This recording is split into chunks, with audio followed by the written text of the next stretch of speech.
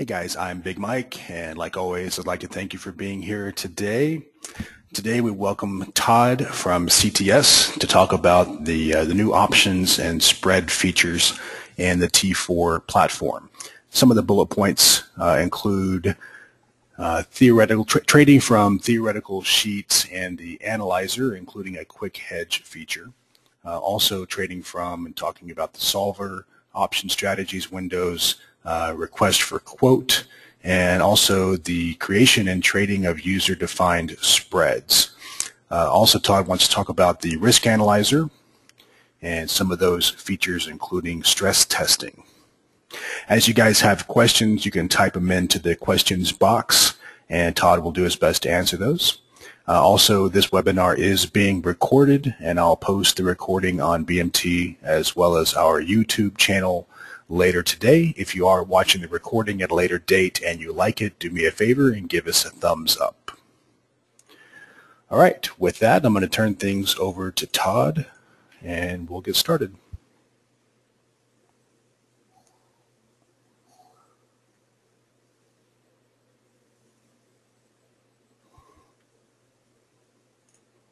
Okay, Todd, we see your screen.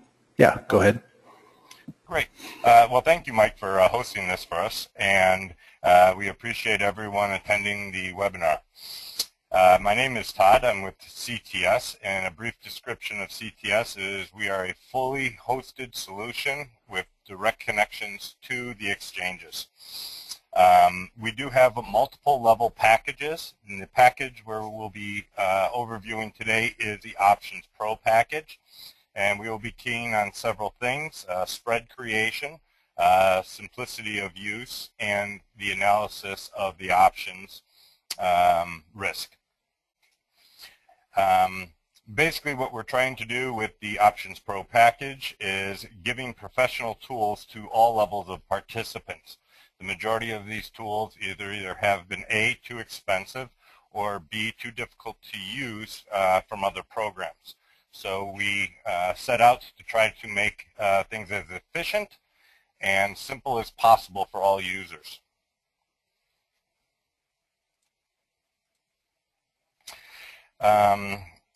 We will be in our test environment in order so we can send the exchange actual information and get responses from the exchange and other market participants in the test environment.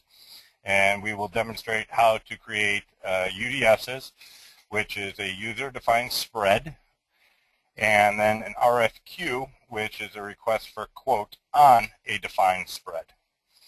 So as a very quick introduction to Options Pro, by clicking on the main toolbar, you will see several components you can add to your desktop. Every icon with the O representing options with the light blue background is part of the Options Pro package. So you can have option sheets. I'm going to open up an S&P option sheet.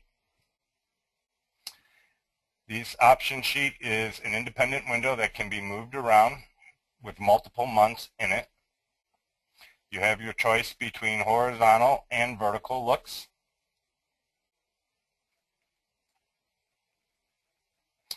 You can also, one of our new features is a Windows container. And inside a Windows container, you can actually place the option sheets as well.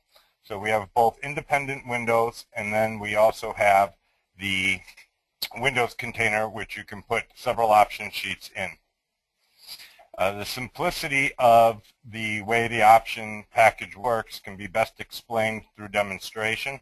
So again, I will quickly create a option sheet in the S&Ps. At this point right now, we have every month is placed inside the sheet. We have tied all the futures to the correct underlying. We have tied all the correct expiration dates, and automatically it will update any newly available strike to trade. So the maintenance is very low. To set up your theoreticals, you simply create a new series, and inside a new series you get every month. So in this case, We can go to our first month, and we can simply fit the electronic market. Oops. And it will build the volatilities and hence giving us theoretical values instantaneously. So again, the simplicity of it is you can set up multiple months with theoretical values quickly. This is also another method for managing your theoreticals. The benefit of having theoreticals is to understand valuation versus the marketplace. So in this case, we are going through every single market for S&Ps every month, and we are setting up volatility skews for each one. The orange dots you see there are the settlement volatilities. You can also set to the current electronic market.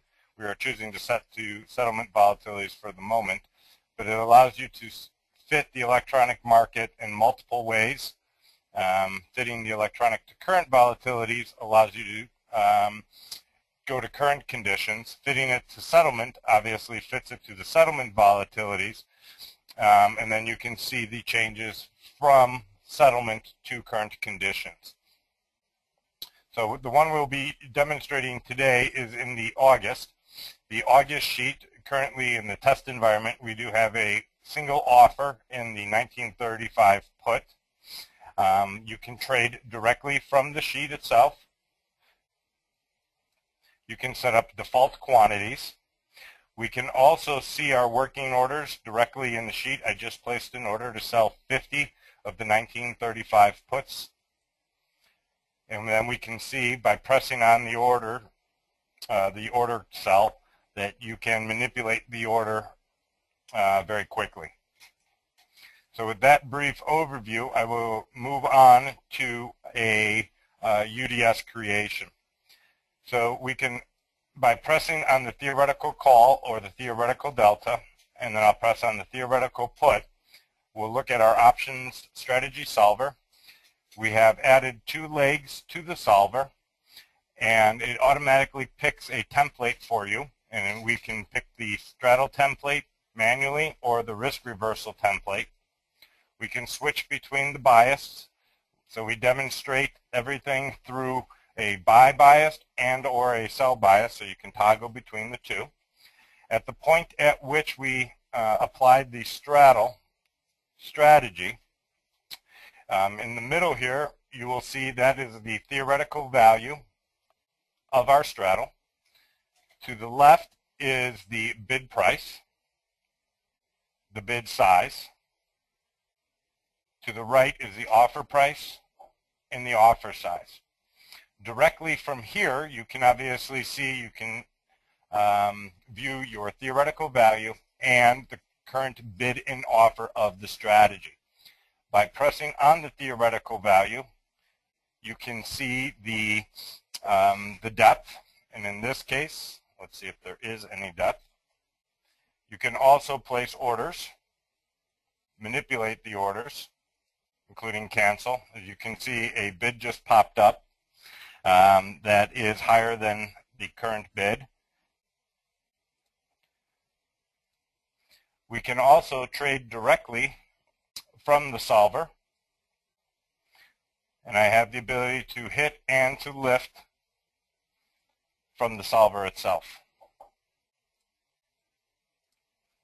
I'm going to clear out those legs, and I'm going to add 2 puts. We can then see here that we have a theoretical value of 182.6. We are not receiving any bid and offer in the marketplace. This is for one of 2 reasons. One, that the UDS does not actually exist at the moment.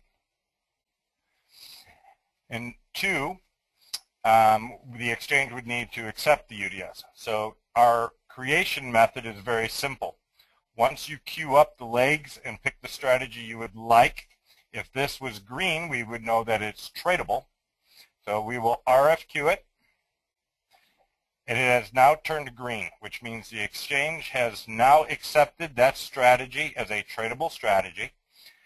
And you can also see we have an RFQ window. as RFQs come in, new RFQs, you will be able to see the actively requested for quote strategies. We can continue to RFQ. The purpose of RFQing is to A, either get someone to make a market for you, B, to attempt to try and tighten the market. Those are the main two properties of RFQing. What we've done for simplicity's sake is simply when you build your strategy, and again, if the background is not green, that means that there is no tradable spread yet. You simply hit the RFQ button, it will go off, create the strategy, and once the strategy is created, it is available for trading. Now in the RFQ window, you can see directly that we have our theoretical price, we can see the bid price, and we can see the offer price continuously.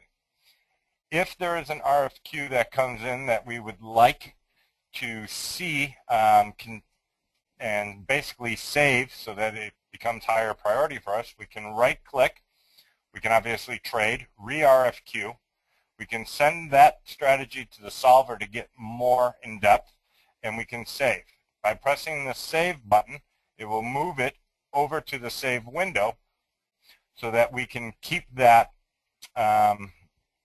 more local to what we want to view in terms of what strategies are available to us. So in this example here, we can trade directly from the RFQ window.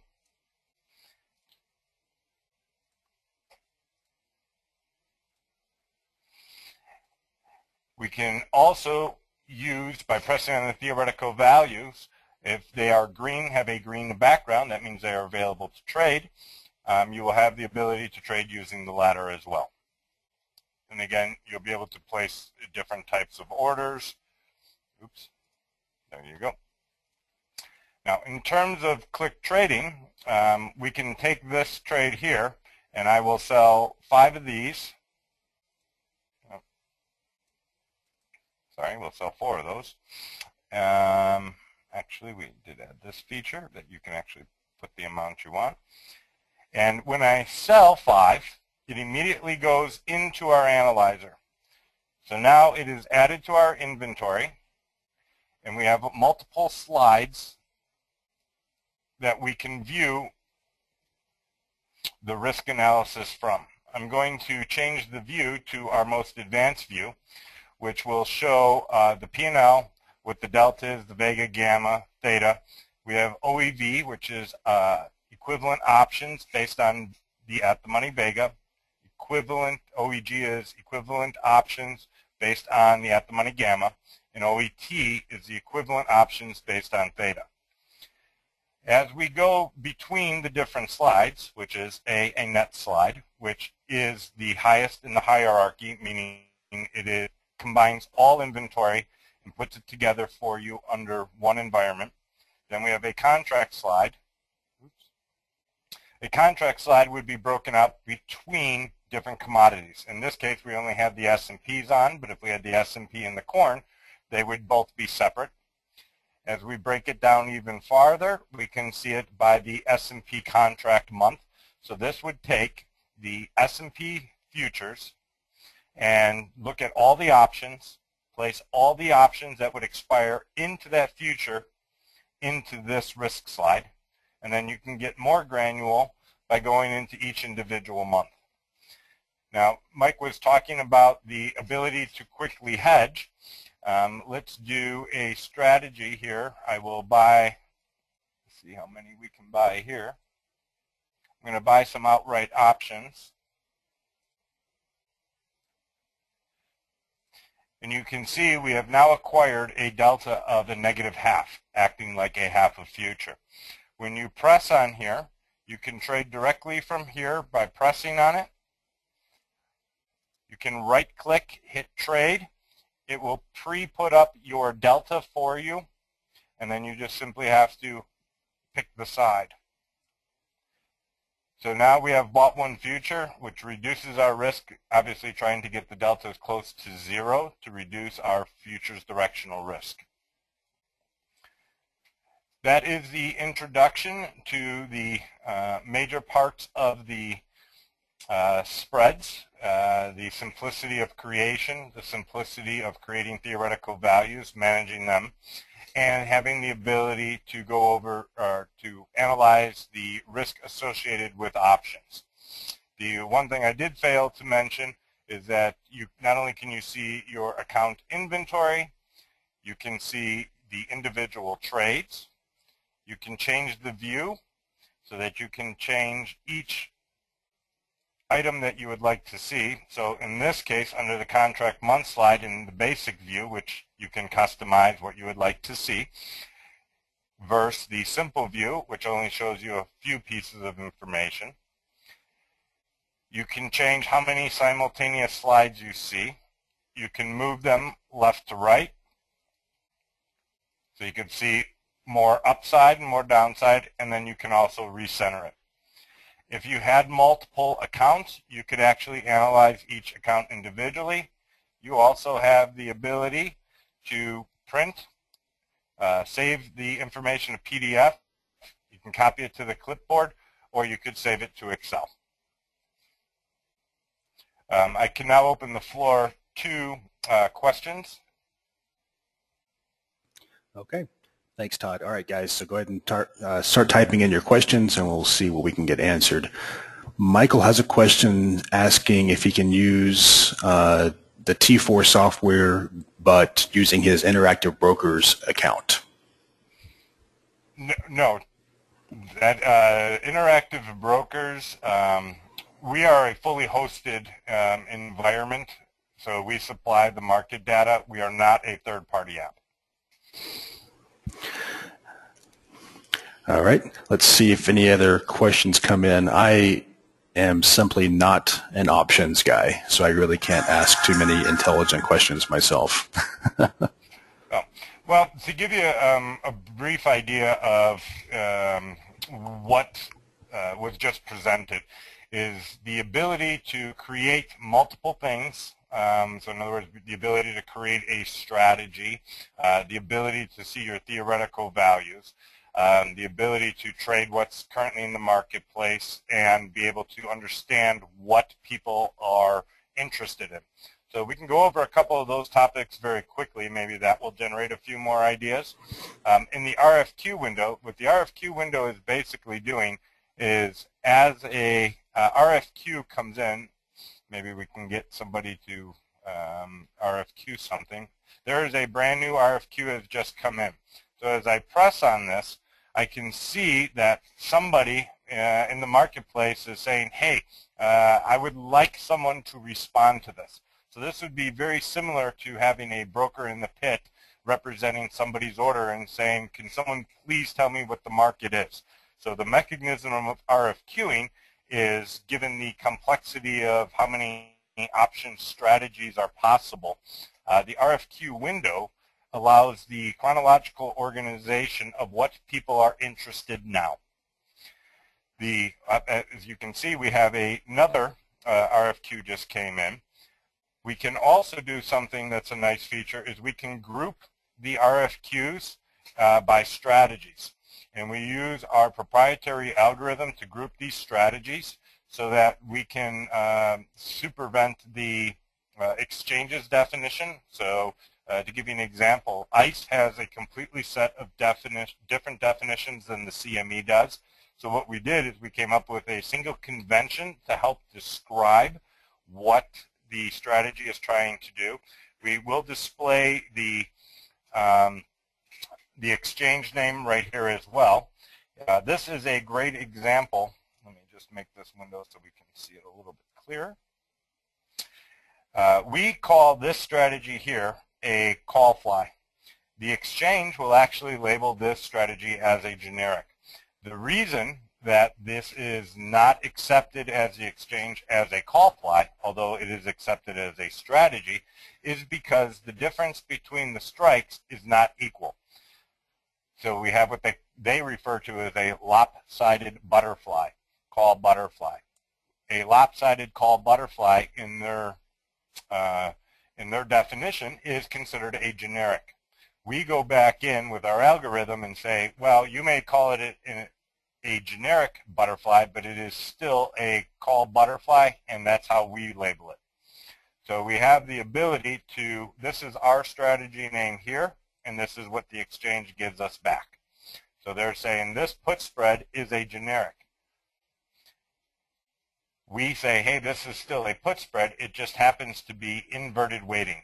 Typically, a put spread that is weighted is 2 of the low strike and 1 of the high strike. So you can see in this description, we are selling 1 of the low strike and buying 2 of the high strike.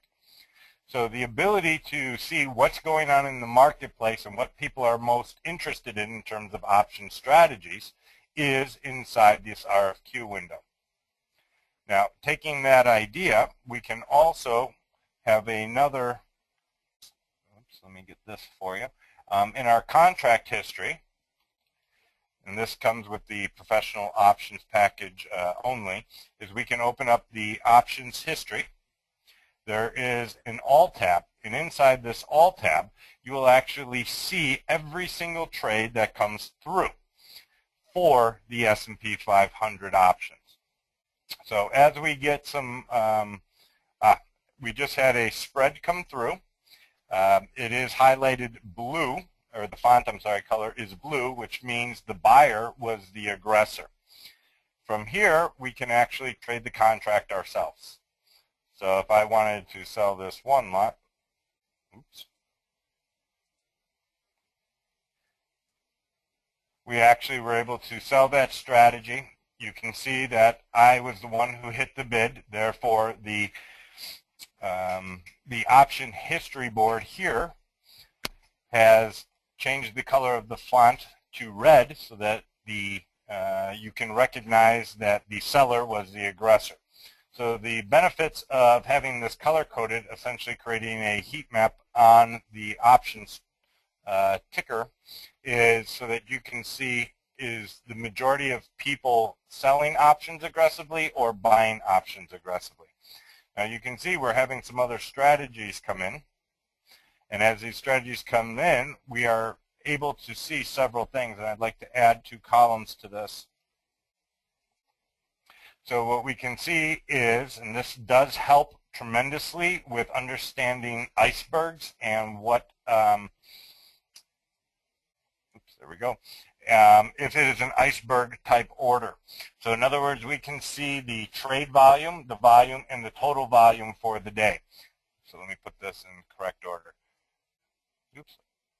The trade volume is when someone made a trade that the quantity that they traded was 1. The volume is the quantity that somebody was, in this case, somebody was offering, and they're still offering more. So they've done a total of 6 on the day, and it's done in volumes of 1s, 1s, and 2s. The total volume, the TTV, is the total volume on the day. So how many contracts have traded of that strategy type. Now this also, I will actually mock one of these up real quick for you.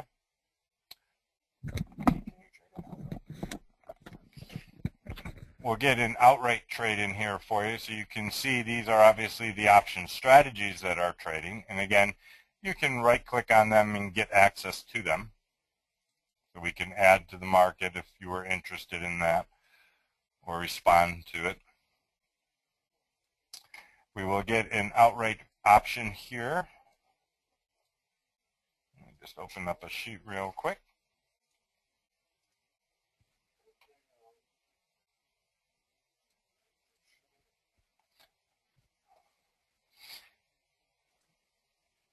And you will see in our contract history here. Oops. It's not allowing us to sell in the test environment. So I do apologize for that. Let's see, here we have, we did have some outright, we weren't able to participate in the outright option because the bidder offer did get hit. Oh, there's another one that got traded again. You can see that the August 1940 call to trade. So inside this window, you will see both outright options trading and you will see spreads trading as well. So the combination of your option history on the All tab will show you everything that's trading. Then you can filter it down by just showing what's happening in July, what's happening in August, what's happening in Sep, and then go back to your All tab. The RFQ window will show you all the things that people are interested in and may or may not actually be trading, but trying to get interest in. And I just chose, this is a very nice feature we just added. This RFQ came in and it's showing some net edge for us. So inside here, what we can do is actually we can sort by net edge. So in other words, it will continuously sort out what is the best strategy in terms of edge. We can also group that and say, okay, in the iron flies, which one is the best opportunity to trade? So by having theoreticals and managing theoreticals, we do have the advantage of understanding if something is under or overvalued. And by having that advantage, it puts the edge back in our pockets as opposed to giving it to the marketplace. So in this example here, you can see that the iron fly, we have it worth $9.45. They are bidding $10.50 for it. So it's an opportunity for us to sell that iron fly. If you look at this put spread here, we have it worth $181. They're bidding $160, offering $190. There is no edge here.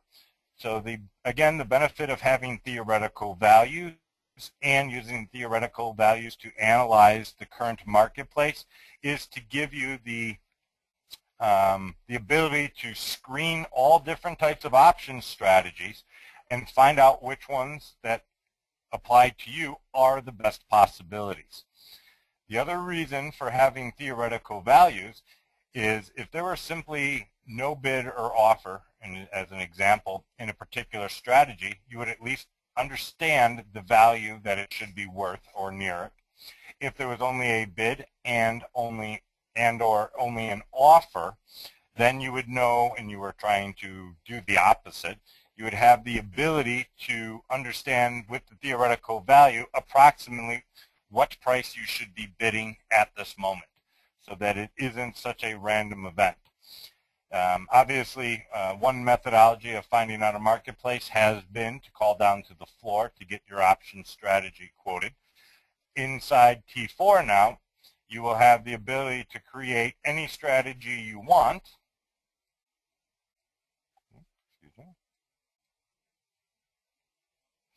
And be able to RFQ them.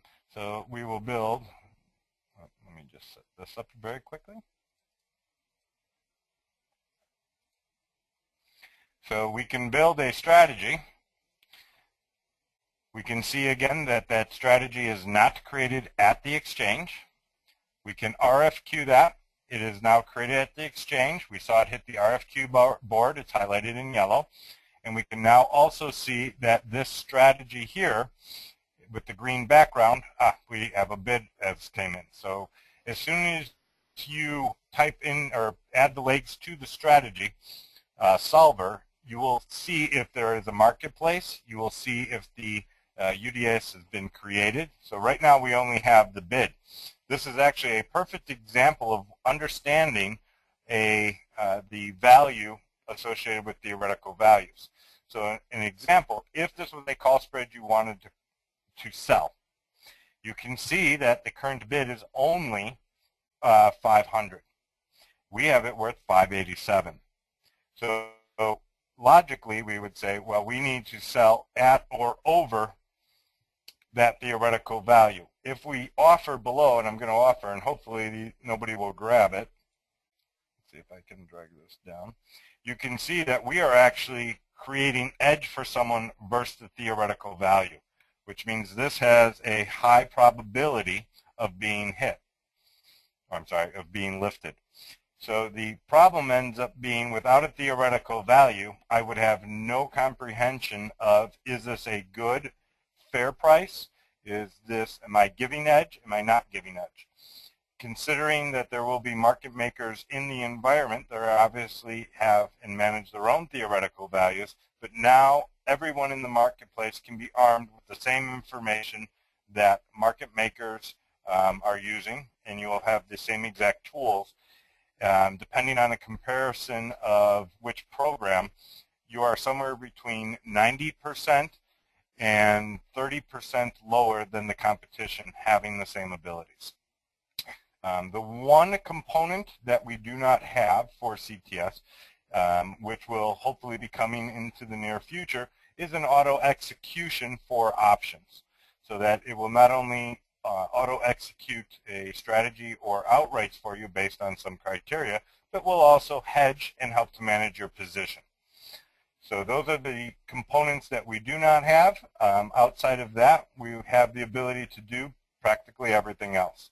In terms of the number of marketplaces, these are all the marketplaces that we support, from the CBOT, the CME, the COMEX, the Eurex, Kansas City Board of Trade, I believe that's Minneapolis, Grain Exchange, and the NYMEX.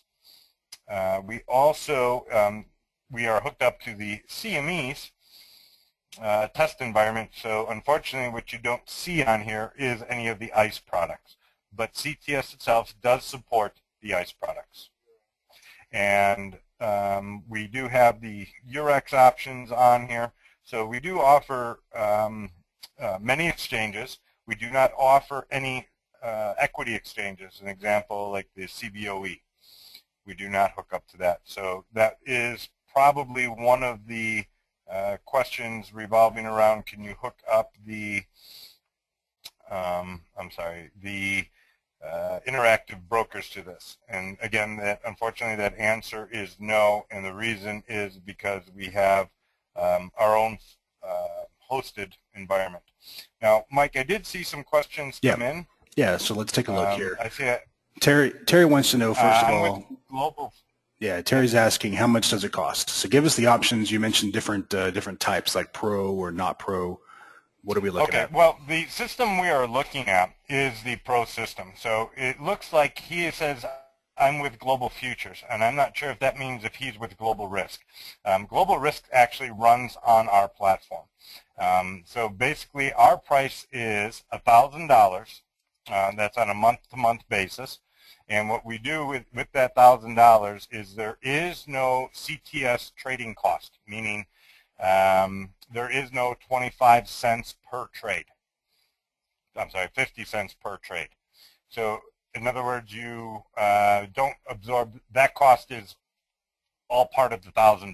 There's no per trade cost, and it includes every single thing we have, which means it includes the news, which we have both the news and we actually have all the reports that would come into here. Includes our advanced charting package. So you get the best of everything with the package.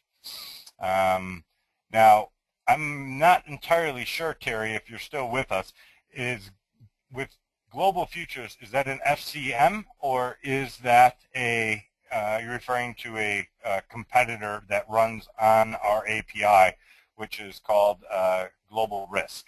So if you get the chance, if you could clarify that, that would be great. Right. So there's a second question here. Oh, right. Sorry. Yeah. So Ted, right? He's asking about a web front end, and he says, you know, recently with the new CME restrictions, the way that the law is written from CME, there's an additional fee for that second data feed. So do you know of a way around that, or do you guys plan to work that? Actually, we, with working with the CME, they have just announced that they are going to do, it's basically called a professional or a market maker relief system, that you will have the ability to register with the CME and say, I am already paying for the data. So your second user, if the CME is, you know, following through with this, they did just announce it and it is available on their website, that you will not have to pay the second fee. Okay, very good. So Jeff is Prior to this, asking, there was no workaround. right, right. All right, Jeff has a question just about the dome. He says that right now, when he left clicks on an order, it closes the order. Is there any way to disable that feature? Say it one more time, Mike. I apologize. Yeah, he's talking about the dome. He says right now, if he left clicks on an order, it closes the order. Is there a way to change that behavior? Okay. First of all, is he referring to this window as the dome? Let's see what he says. I'm going to guess Yeah, yes. we don't have we don't have anything actually called a dome. I know we have people who we call this our contract window. People have referred to it as a waterfall. People have referred to it as a ladder, waterfall. Right. Yeah, he's Depth of saying that's market. it. Yeah, that's Okay. it. So I'm assuming what he's saying is if he places an order and then he left clicks on it, that he doesn't want it to cancel. Right.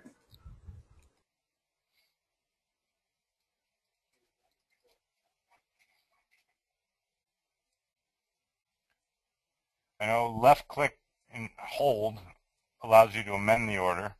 Right click brings up a revised order ticket. In terms of, is there a way, I'm assuming the question is if he left clicks on it, and it will obvious, that is our methodology for canceling the order. I know if you press down and if you're holding down and you move off of it and then release the mouse, it will not cancel the order. So an example here, I'm currently pressing down on the order. I have not released the mouse button. I've moved off the order. Now I have released the mouse, and it does not cancel the order. Okay. So I'm not sure if that's exactly. What you could do is there a way, Mike, I apologize, inside this chat window, if I type something, does all the attendees actually see what I'm typing? Yeah, anybody that's here will. On the recording, they won't, Okay. but people that are here right now will. Very good. So basically, what I'm going to be typing is these types of questions. You can also send to support@ctsfutures.com. We do have 24-hour support, and we respond via email and we respond via phone. So you can send your questions there as well. So if there's a question that arises at some time in the future, and the gentleman who was bringing up about the left click thing, it would be best to send that question directly to support. They are the ones who are most proficient in all the different settings. Basically what my partner and I do is we handle the professional options side. So that would be a general CTS setting, and that unfortunately I'm not familiar with enough to say that it does or does not exist. But support will. Okay, so it looks like that's all the questions that are on the board right now. And you just said, so if anybody else has a question later, if they're watching the recording or whatever, then they can just email support@ctsfutures.com. Is that the best place to get sales support, or is there a different place they should go for that? If that is the best place, what will happen is based on the question, it will be sent or sent to multiple people depending on what the question, so make sure we get it to the expert that understands it. Right. Okay. The one thing I did want to also show is that, oops. Let me just bring this over, I apologize. But by going to our website, we have several aspects in here that can also help. We do have the wiki, which has several, sorry about that, I'm on a remote desktop here, that actually does have several possible answers for people. And we also have several things in here, like in the professional options. We have general bullet points about it. And then we also do offer multiple training videos that help with several aspects of it, including the introduction to professional options, which gives you a step-by-step instruction of how to do several things for it. So this is available not only through our site, but through our YouTube channel at CTS Futures. Okay, very good. Well, Mike, is there any additional questions that I could answer? Doesn't look like there are right now, but if anything comes up on the forum, I'll let you or Brian know, or the guys can just send an email to support@ctsfutures.com. Perfect. Or I your appreciate website. it. Sure. All right, guys. So thanks, guys, and I'll post the recording for this webinar a little bit later today on YouTube. All right. Thanks very much, Todd. I appreciate it. Thank you, Mike. Thank you, everyone. Have a good evening. You too. Bye. Bye-bye.